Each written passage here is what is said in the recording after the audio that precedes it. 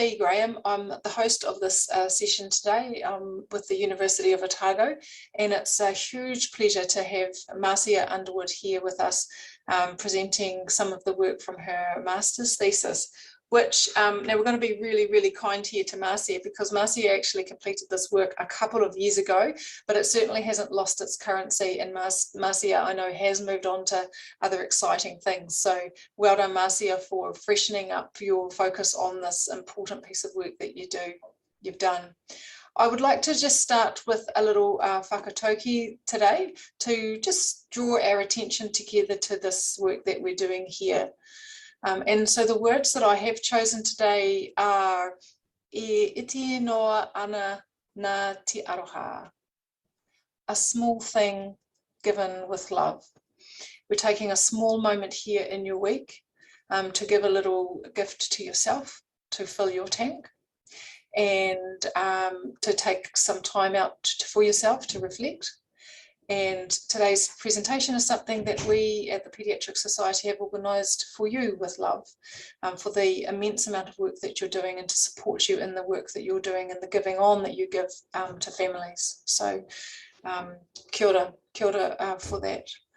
I will just now introduce Marcia formally. Marcia is an OT with many years of clinical experience, and she's worked at the child development team at Tai Tokerau for many years, and it's cool to have some of our workmates here with us today, ex-workmates.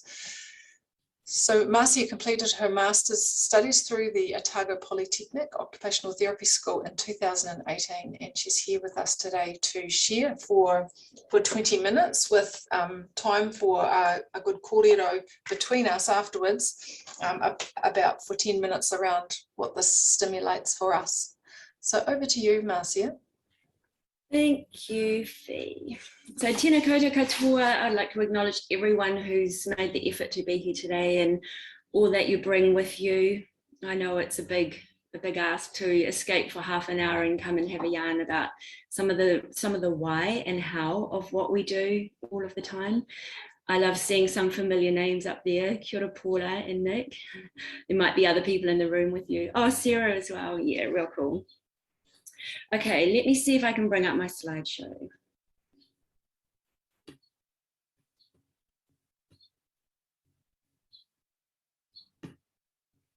Got it.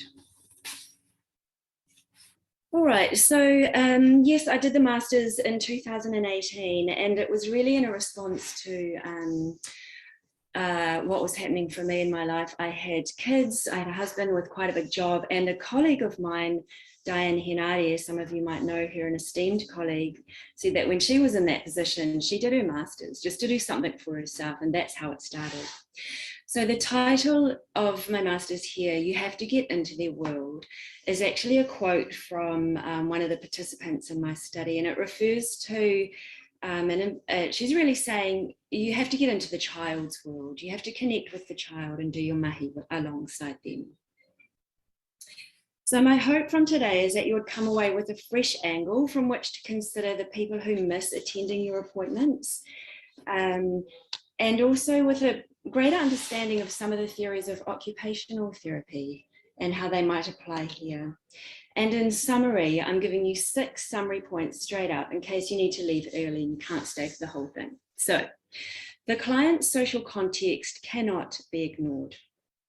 Children have a right to therapy, and how do we help them access this right? Every child's appointment and needs are balanced up with their family's needs. I do question the standard policy of discharging after 2 missed appointments without additional information being gained about the child, that this could be an unethical practice for the tamariki. Parents in my study could describe what effective engagement looked and felt like. They were very clear on that. And in summary, therapeutic relationship is everything. So moving on. So the occupational therapy masters came about. it's those conversations that we hear at work and that we're part of at work. It's so frustrating when our families don't come to our appointments, or when we arrive at their homes and they're not there. So I wanted to explore it from the other point of view. The stats for the Child Health Centre in Whangarei were that 8% of our therapy appointments were missed appointments. It's not a really high rate, but it was of concern, and 45% of the families that missed appointments identified as being Māori, while our population in Tai Tokerau is only 32% Māori. So this population was overrepresented in the stats. So I did the literature review and dug out what I could find. I had to look really broad because it's not a subject that is widely written about.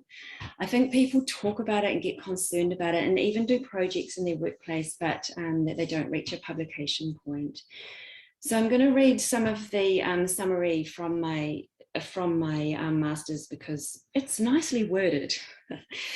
So the international literature on missed appointments highlights both individual and contextual factors. Strategies proposed to improve attendance rates are complex. They take into consideration not only individual client situations, but also service policy and practice, as well as society contributors to health disparities. It's appropriate that the issue of missed appointments has been researched from many points of view, so consumers, clinicians, health service administrators. Each group provides a valuable insight, but ultimately service developments need to recognise consumer choice to participate in therapy. And this requires staff to comprehend the various worldviews clients come from. When organisations improve their health literacy, including advising consumers on what the consequence of missed appointments will be and how it will impact them, then this does contribute to reducing the health disparities. So that was the international literature. So the literature specific to Aotearoa New Zealand came through as saying it's a small body of work compared to the quantity of services seeking to understand and take steps to address the issue. There's strong evidence that effective engagement is key. Māori are overrepresented in the stats for missed appointments, as well as for poor health outcomes, although the link between coming to your appointment and having a successful health outcome isn't clearly established. Literature describing poor health outcomes and disparities was included as it provides context for understanding the missed appointment experience as not being an individual health issue, but a wider society issue. And it has been suggested that consideration of the power imbalance and the worldview differences between mainstream services and Māori can be addressed by diversity of perspective in the workforce and developing cultural safety. We'll see lots of similarities, I'm hoping, between the international and the New Zealand literature. The paediatric literature continued on this theme, so continues to highlight the value of relationship between staff and clients as key to reducing missed appointments. The right balance of prioritising child health needs with relating effectively with families acknowledged to require a skilled approach. So they're saying it's really hard.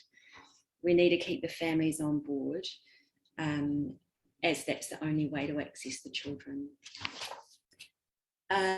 Services then are best to focus on the engagement compared to making clinical system changes, such as restructuring appointment times and maybe receiving more family information at point of referral. So then I looked to the occupational therapy specific literature, since I'm an occupational therapist. Occupational therapy theory connects strongly at a fundamental level with exploring the issue of missed appointments in a way that perhaps other therapies may not. And this is because the focus with occupational therapy is on the meaning people place on participating, and it accounts for the client context as well as eliciting a client-centered perspective. We've got these concepts of occupational justice and injustice, which allow further analysis of occupation, including the occupation of keeping therapy appointments. And in the therapy literature, links between hard to reach or vulnerable people and health disparities and missed appointments continues to be made. The central tenets of family-centered philosophy and models that have been developed from that fit soundly with occupational therapy professional philosophy, as both emphasize rapport building at its base. And then I've literally written this sentence: there's a need for more published research into missed appointments and occupational therapy. And Fee's looking at me because there's always this encouragement to publish up some articles, but I haven't done that. And also I'd like to say on that note, my thesis is available to the public through the Otago Polytech Library if you want to get any more information. Marcia, just a heads up, we're at about halfway in time. So how can that happen? Yeah, that happens. Yeah, especially hard when you're trying to talk your masters in 15 to 20 minutes. So let me just jump straight into the core stuff you really want to. Okay, there you go. Have a look at the methodology and results: qualitative, descriptive, ethics from Te Arateka methods, the themes. So the themes were about not being too textbook as a therapist, coming through as a real person. The second one of empathy looked at parents who felt disempowered in the therapy context, and they felt they saw a double standard of honesty and openness. And they wanted to see their children as the center of the therapy. And the final theme is interesting: the therapist as face of the organization. So we are both a human showing up doing therapy, as well as representing the organization for better or for worse, and the impacts of that from other people who have done the same thing. Okay, here we go. Discussion. So the themes, the interviews and the themes came through to these 5 discussion points. And the first Marcia, can I just take you back as just one step to your results? Yep. You'll still have time for the discussion, but just as the clinician in you, what was there a quote or a moment in the data that was a really pivotal point for you as a clinician that really hit home for you about perhaps something you'd missed in what's going on here with missed appointments? I mean, it was the emphasis on the relationship, and that came to a couple of the quotes. I mean, that's a quote saying the therapist was too textbook. And there was another one similar, which was they were boring. They didn't engage my child, they didn't engage me. So it's really speaking to that relationship. Yeah. And with what the kinds of things they said about the clinicians, I mean, most of us are in peds because we actually do like kids and we do like families, and we do think that we're trying to do the right thing and engage well. But could you see anything between the lines or in the throwaway comments they made in their examples about clinicians that made you perhaps aware maybe the clinician was prioritizing something else over the relationship and the engagement? What was? Do you know what was going on there? In response to that, one of the things that came through was I could kind of see in some of the examples that the therapist was focusing on the therapy, like what they had in mind as the therapy that they would do with the child, and that's not a wrong thing to do. But in terms of how to sell that to the family to bring them on board, I feel like that point was overlooked. The families told me that point was overlooked, where they couldn't understand why something had been done in therapy, and then when they got a report it described something else, or they couldn't, and they wanted to know because the priorities hadn't been clearly articulated to them. So the big picture of how what is done in the therapy room would relate to the overview of where the therapist is seeking to move towards, those sorts of things. It's sounding too that the messages from the parents were that was quite an informed choice in a way that they were making to not attend, rather than I just couldn't be bothered, didn't get around to it, which is sometimes the discourse we have around today's. Oh, that was 100%. And it also might be I mean, I don't know, I'm just thinking about this now. It might be the thing that people say, but one of the things that came up was the participants were able to share that during the sessions, when they could see something they didn't understand or they felt concerned about the direction it was going, they did not feel empowered to articulate that. And that's potentially around health literacy, as well as and feeling empowered and engaged. I mean, the therapists have got a tough job in terms of engaging both the child and the family, and on two different levels to do the therapy mahi. So I think, yes, the families did have reasons that they could articulate, but some of them might have been too embarrassed to say that at the time. I mean, one of the families spoke to me about the therapists just kept changing. And I know there's sometimes a high turnover of therapy staff. I know that. And we struggle with it. And this is how the organisation and the way it runs impacts on the way we can do our therapy. But the family felt that they had to retell their story that many times that they decided not to come. And it wasn't an accident. They made a decision on that for that example. Still got that statement you made at the start ringing in my ears around if you don't have access to the child, you can't do anything. So while there is those competing agendas, ensuring that that relationship is one of feeling understood, yeah, and empowered, yeah, and understanding what the therapist is doing. Yeah, I know. There's such a load on therapists, you know. There honestly is. I'm not in this job anymore, but I know that those of you who are in it, you feel this every day, this balance. And maybe we'll skip to discussion now, because there's that point on ethics at the bottom. We'll start there since I'm thinking about it now. Mm-hmm. The resource constraints in organisation policy versus the ethical profession codes that we have, and our theories and our values.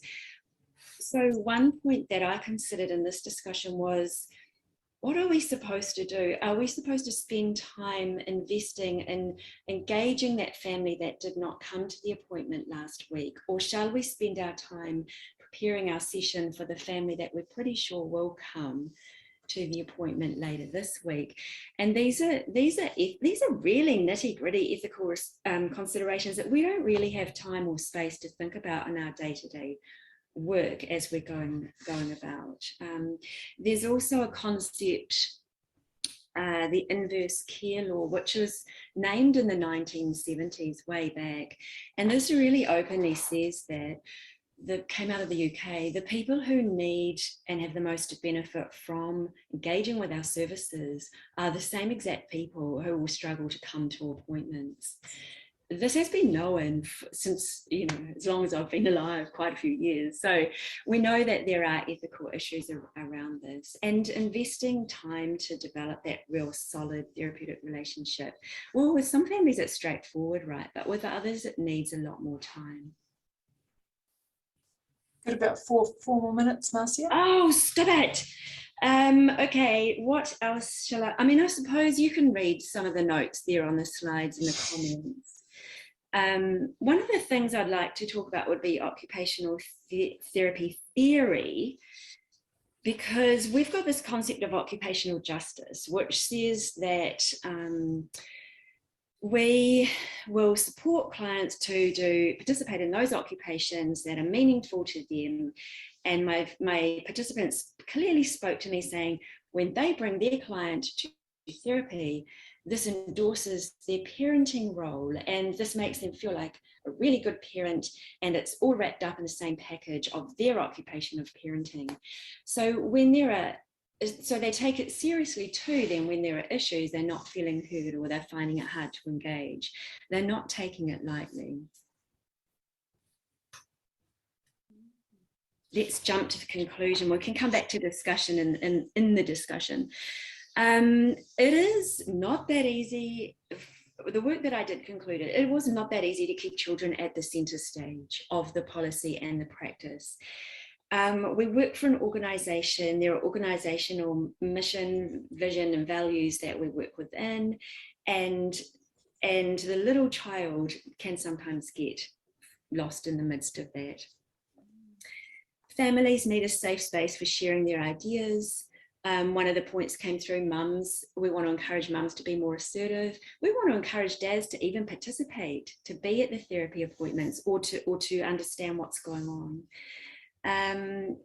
Therapists, just that not acknowledgement of challenge, that some of our theorists and the beautiful values that we have as a profession are not what we can enact in our work, given that we work in these it's quite often typically medical model practice settings.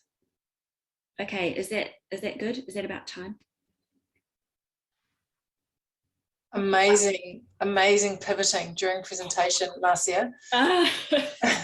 I'm really happy to take questions and discussions. I'd love to have a discussion. It was a few years ago for me now, but digging back into it, I'm like, you know what? There's still some good things here.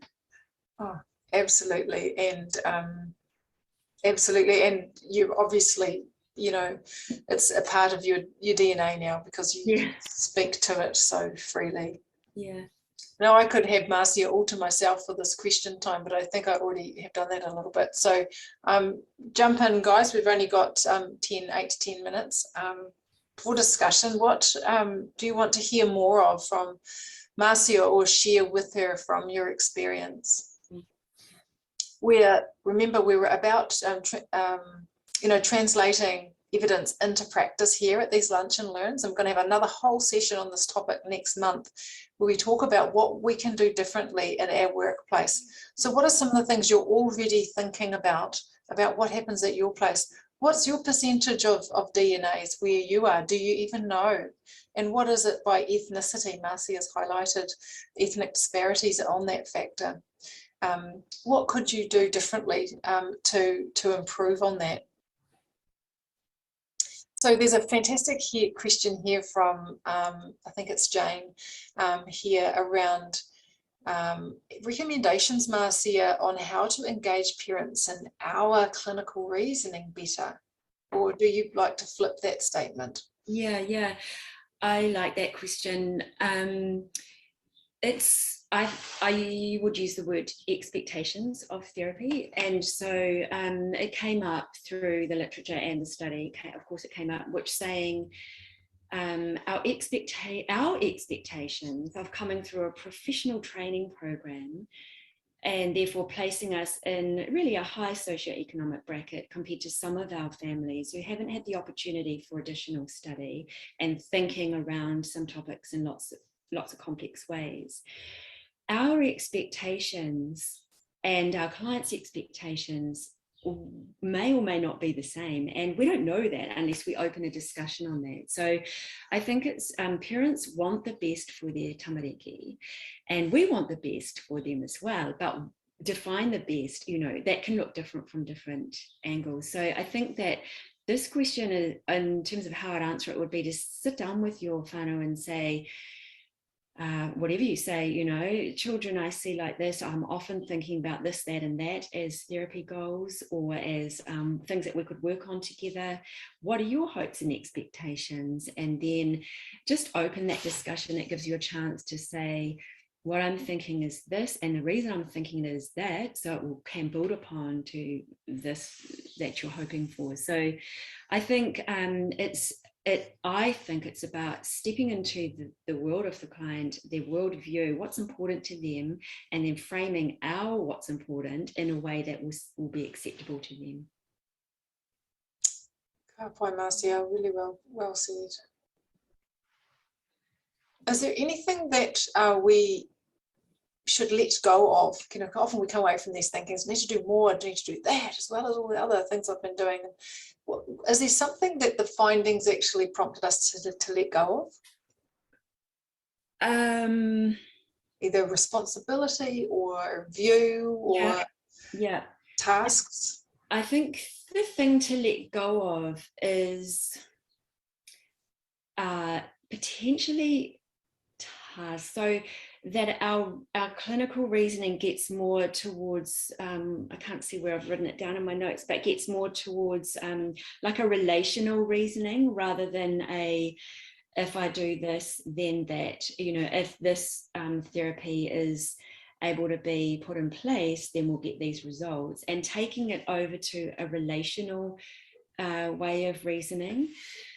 And to do that, we really need to, in a sense, I mean, we've done our training, we've come out, we are a bit of an expert in a sense, right? But only in one sense. And so if we can put that aside, because we don't know how it will or won't match what the family are looking for.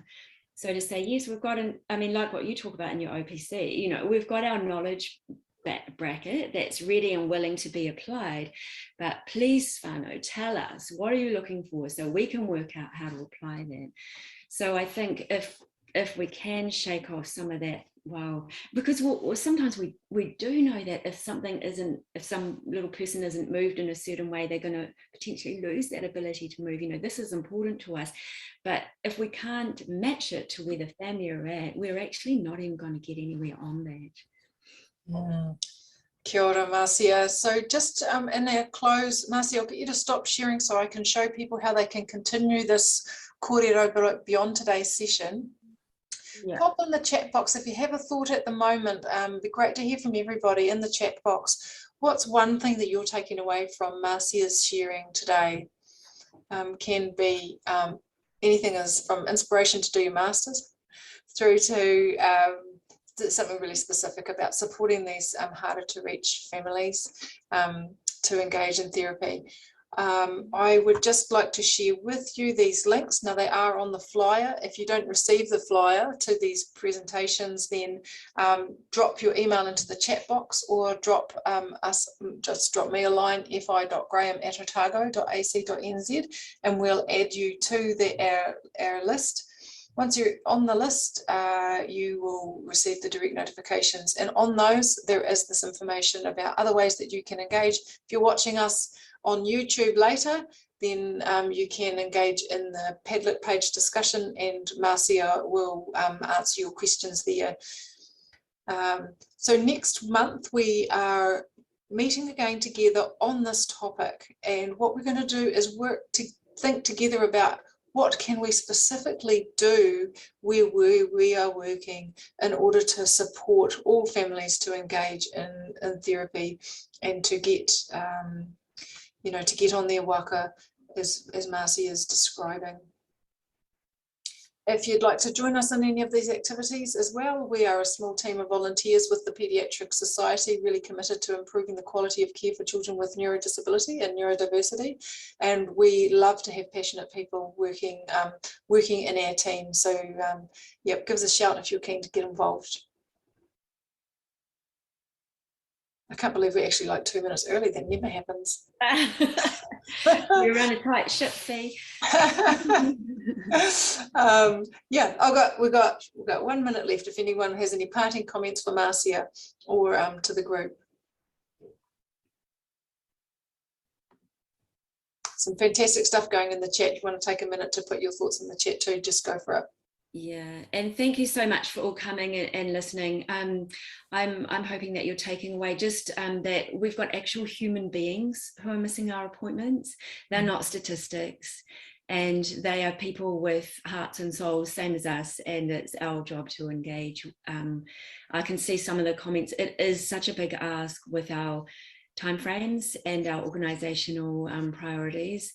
But if you're serious about shifting your missed appointments, then you do need to put in that time. I think there's no other way around it. One last really important question, actually, Marcia. Who were your supervisors on this fantastic project? Oh, yes. So my supervisor was Linda Robertson from Otago Polytech, and she's amazing, but she's now retired. So there's that. Yeah. And when can we expect to see the publication? Oh, I know. There needs to be one, doesn't there? When I'm looking at it again, I'm like, oh my goodness, there's so much that needs to be written up. I don't know when we can expect to see that. Yeah. I'll finish the other masters first, which will be the end of this year, and then I'll take a look at it. Oh, you're kidding me.